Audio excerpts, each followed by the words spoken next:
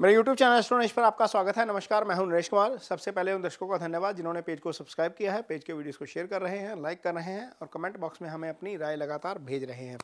बात करेंगे नवंबर महीने के राशिफल की और आज बात होगी कर्क राशि के जातकों की। कर्क राशि के जातकों के लिए नवंबर का महीना उनकी इनकम के लिहाज से, काम के लिहाज से, नौकरी के लिहाज से कैसा रहेगा, उनकी हेल्थ के लिहाज से कैसा रहेगा, रिलेशनशिप के लिहाज से कैसा रहेगा, स्टूडेंट्स के लिए स्टडीज़ के लिहाज से कैसा रहेगा, इस पर चर्चा करेंगे।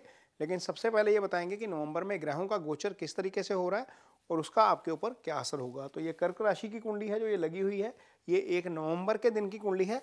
1 नवंबर के दिन शुक्र दूसरे भाव में है, ये शुभ गोचर नहीं है। केतु तीसरे भाव में है, ये गोचर शुभ है।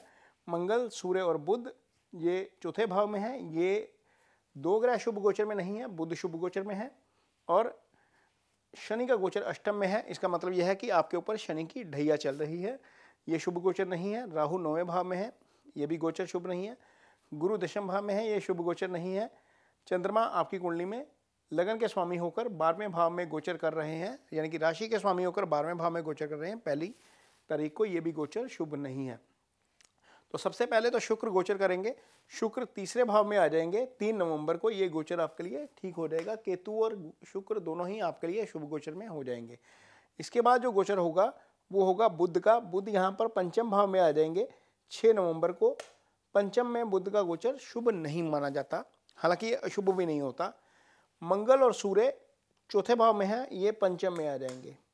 यहाँ पर ये भी गोचर शुभ नहीं है।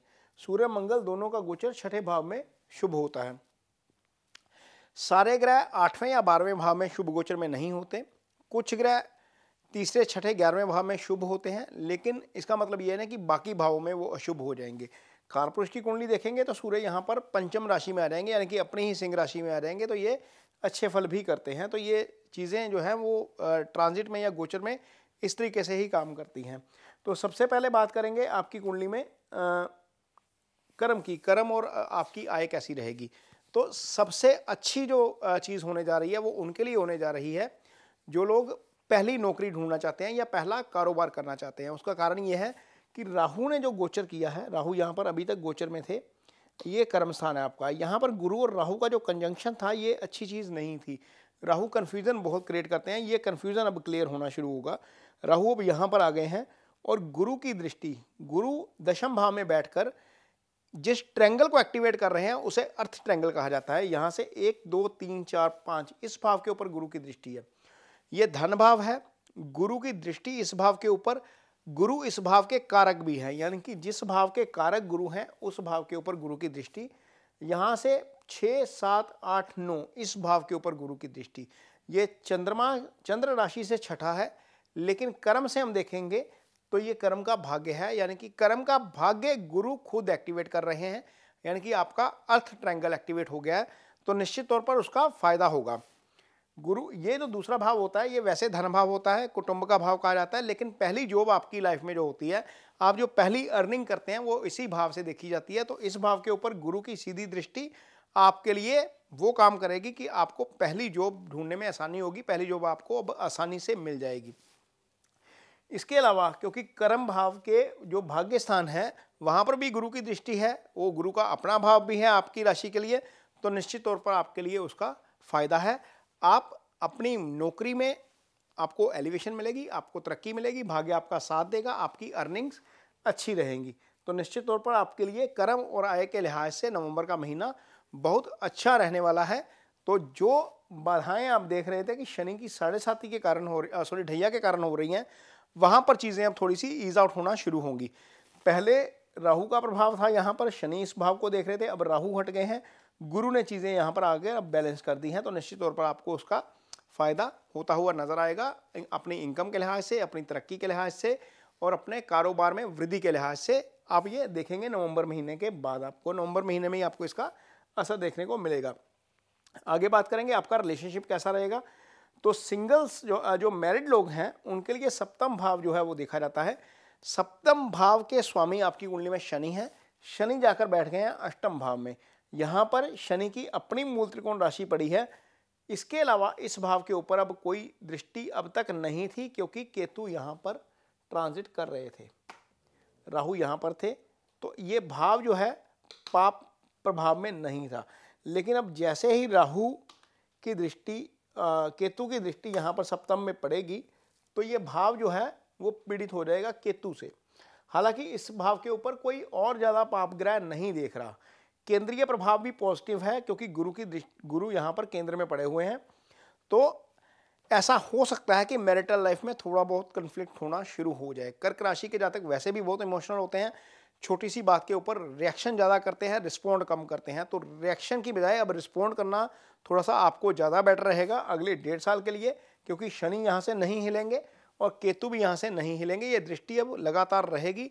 और केतु क्या करते हैं, 5 पाप ग्रह हैं जिनमें से केतु और मंगल जो है वो झगड़े के कारक हैं। शनि, सूर्य और राहु ये सेपरेशन के कारक ग्रह हैं मैरिटल लाइफ में। तो शनि चूंकि यहाँ पर खुद राशि भाव के स्वामी हैं तो शनि इस भाव का नुकसान नहीं करेंगे। राहु कर सकते हैं या सूर्य कर सकते हैं, और सूर्य कर सकते हैं। मंगल भी यहाँ पर गोचर में आएंगे, सूर्य भी यहाँ पर गोचर में आएंगे। तो चीज़ें थोड़ी सी डिस्टर्ब हो सकती हैं जब दोनों प्लैनेट एक साथ यहाँ पर आ जाएंगे और केतु की दृष्टि यहाँ पर रहेगी, या मंगल यहाँ पर आ जाएंगे और केतु की दृष्टि यहाँ पर रहेगी। तो आपको थोड़ा सा मैरिटल लाइफ में आगे तालमेल के साथ काम करने की ज़रूरत पड़ेगी।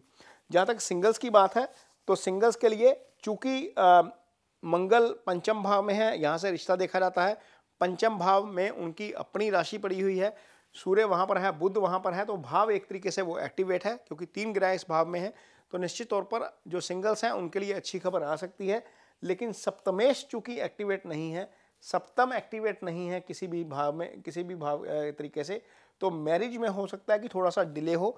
हाँ, रिश्ते वाली बात आगे चल सकती है। जो सिंगल हैं, जो पार्टनर वैसे ही ढूंढ रहे हैं, जो स्टूडेंट्स हैं या कॉलेज लाइफ में हैं जिनके पास कोई पार्टनर नहीं है, उनको पार्टनर जरूर मिल सकता है। लेकिन शादी वाली स्थिति अभी यहाँ पर नहीं बनती, ये भाव एक्टिवेट नहीं होता किसी भी तरीके से। जब तक गुरु यहाँ पर नहीं आएंगे अप्रैल अगले साल, तब तक ये भाव एक्टिवेट नहीं होगा। तब तक आपको इंतज़ार करना पड़ सकता है शादी के लिए। हाँ, पार्टनर आपको ज़रूर मिल सकता है, रिश्ता आपका ज़रूर हो सकता है। आगे बात करेंगे हेल्थ की। हेल्थ कैसी रहेगी आपके लिए? तो हेल्थ भाव के स्वामी यहाँ पर गुरु हैं, इस भाव को प्रोटेक्ट कर रहे हैं, अपने भाव को दृष्टि दे रहे हैं। तो निश्चित तौर पर हेल्थ को लेकर कोई दिक्कत नहीं आएगी। सूर्य ओवरऑल हेल्थ के कारक हैं, मंगल के साथ है, एनर्जी के कारक हैं मंगल ग्रह। और सूर्य जो है वो पंचम भाव में है कालपुरुष की कुंडली के लिहाज से। इस लिहाज से भी हम देखते हैं कि वो चीज़ ठीक है।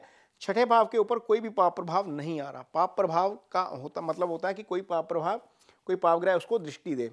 तो छठे भाव के कोई भी पाप ग्रह नहीं देख रहा, ना केतु देख पा रहे हैं, ना शनि देख पा रहे हैं, ना राहु देख पा रहे हैं, सूर्य मंगल वैसे भी नहीं देख पा रहे हैं। तो निश्चित तौर पर आपके ऊपर कोई पाप प्रभाव नहीं है। हेल्थ को लेकर कोई दिक्कत मेजरली नहीं आने वाली है। हाँ, आप ड्राइविंग थोड़ा सा ज़रूर स्लो करिएगा। उसका कारण ये है, शनि अष्टम में है, मंगल की दृष्टि यहाँ पर अष्टम में पड़ रही है। ये ग्रह, ये जो भाव है, ये सडन एक्सीडेंट का भाव है। यहाँ पर 2 पाप ग्रहों का प्रभाव होने के कारण थोड़ा सा वहाँ पर दिक्कत हो सकती है। जिनका काम दुर्घटना से जुड़ा हुआ है, कोई ड्राइविंग कर रहा है, कोई हाइट पे चढ़ के काम कर रहा है, कोई ऐसी मशीनरी पर काम कर रहा है जहाँ पर दुर्घटना होने का भय रहता है, तो वहाँ पर ज़रूर आपको थोड़ा सा सावधान रहने की ज़रूरत पड़ेगी। जहाँ तक स्टूडेंट्स की बात है तो स्टूडेंट्स के लिए समय अच्छा है। गुरु का केंद्रीय प्रभाव निश्चित तौर पर हेल्प करेगा। बुध पंचम में है, पंचम भाव हायर एजुकेशन का भाव है और बुध एकेडमिक एजुकेशन के कारक ग्रह हैं। तो निश्चित तौर पर आपको इसका मूवमेंट का फ़ायदा होगा। और गुरु निश्चित तौर पर आपको केंद्रीय प्रभाव के चलते बहुत हेल्प करेंगे, आप पॉजिटिव रहेंगे। लेकिन हाँ, सिर्फ एक चीज़ है मुझे जो नज़र आ रही है, एक तो मैरिटल लाइफ और दूसरा दुर्घटना वाला जो पॉइंट है वो नेगेटिव नज़र आ रहा है नवंबर महीने में। यहाँ पर ज़रूर सावधानी रखिए। इसके साथ ही मुझे दीजिए इजाज़त। नमस्कार।